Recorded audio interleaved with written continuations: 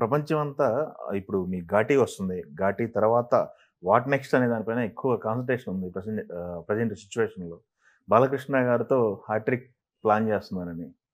ఏంటి బాలయ్య గారికి మీకు బాండింగ్ ఎలా ఉంటుంది? ఒకసారి 'శతకర్ణి' దాని తర్వాత 'బయోపిక్' ఈ 2 సినిమాలు వెంట వెంటనే చేశారు.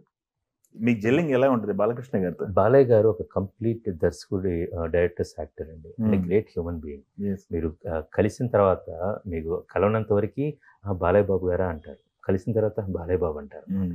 సో ఆయన ఒకసారి దర్శకుడిని నమ్మిన, మనిషిని ప్రేమించిన బేసికల్‌గా Yes. తను అండ్ ఆయనలో భేషజాలు ఉండవండి హ్మ్. పక్కన. ఆయన మామూలుగా మన సొంత అన్న ఎలా ఉంటారో, సొంత స్నేహితుడు ఎలా ఉంటారో ఎవరితో అయినా ఆయనలాగా ఉంటారండి. హ్మ్. అలా ఉండటం చాలా కష్టం బేసికల్‌గా. హ్మ్. సో, ఆయన దగ్గర చాలా మనం భయం లేకుండా, జంకు లేకుండా, ఎక్కడికి ఏది అమెరికన్ లేకుండా, దాపరికాలు లేకుండా జనరల్‌గా ఇది అంటే ఆయన చాలా క్లియర్‌గా ఆయన అలా ఉంటాడు. మనల్ని అలా చూస్తారండి ఆయన బేసికల్‌గా. Transparent. Highly transparent. So, okay. ఆయనతో ఒక సినిమా జర్నీ చేసే అవకాశం, అది మైల్‌స్టోన్ మూవీస్ చేసే అవకాశం నాకు దక్కింది. హ్మ్. ఇన్ ఫ్యూచర్‌లో if he gives another opportunity I will be very happy.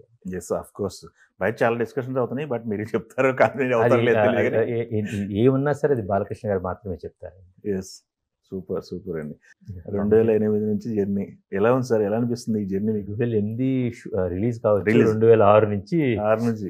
దాదాపు ఒక 18 ఏళ్ల ప్రయాణం అండి. అవును. సో, చాలా సంతృప్తిగా ఉంది. నాకంటూ నా పందాలో ఒక విభిన్నమైన ప్రపంచాలని, విభిన్నమైన కథల్ని, హ్మ్. విభిన్న పాత్రల్ని, విభిన్నమైనటువంటి భావోద్వేగాల్ని ఆడియన్స్‌కి పరిచయం చేసుకుంటూ ముందుకెళ్తున్నాను. And I'm very satisfied with that thing. And craft ఇంకా బాగా నేర్చుకుంటున్నాను. బేసికల్‌గా ఇంకా ఇంకా ఆర్టిస్ట్‌గా నేర్చుకుంటున్నారా?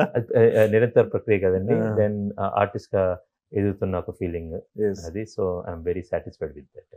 ఓకే. సూపర్ అండి. ఎందుకంటే ఒక జర్నీలో వెళ్తుంటే ఇప్పుడు ప్రెజెంట్ పరిగెడుతున్న జర్నీలో చాలామంది కమర్షియల్ పందానో లేకపోతే ఎక్కువ పేరు తెచ్చుకోవాలి, లేకపోతే ఎక్కువ డబ్బులు చేసుకోవాలని వెళ్తుంటారు. మీరేమో సెపరేట్‌గా మీకంటూ ఒక క్లాసిక్స్‌ని పక్కన పెట్టుకుంటున్నారేమో అనిపిస్తుంది. గమ్యం దగ్గర గాని, కంచె అంటే గాని. గొప్ప ఎవరు చెప్పని కథ కోసం అన్వేషణ ఉంటదండి. హ్మ్.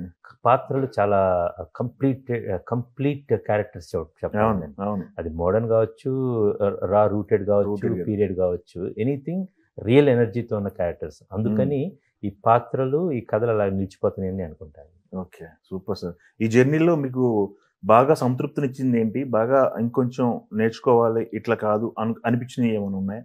ఇలా ఏముండదండి. But as it's a now అన్నమాట. చాలా నీట్‌గా వెళ్తా ఉంది. సో, అండ్ ప్రతిదీ కూడా ఒక 2 సంవత్సరాలు ఒక సినిమా తీసామంటే అందులో జీవిస్తామండి యాక్చువల్‌గా. అవును. వాస్తవం. ఆ మైండ్‌లో అదంతా ఉంటది. ప్రతిసారి నా జర్నీ చాలా అద్భుతంగా ఉందండి.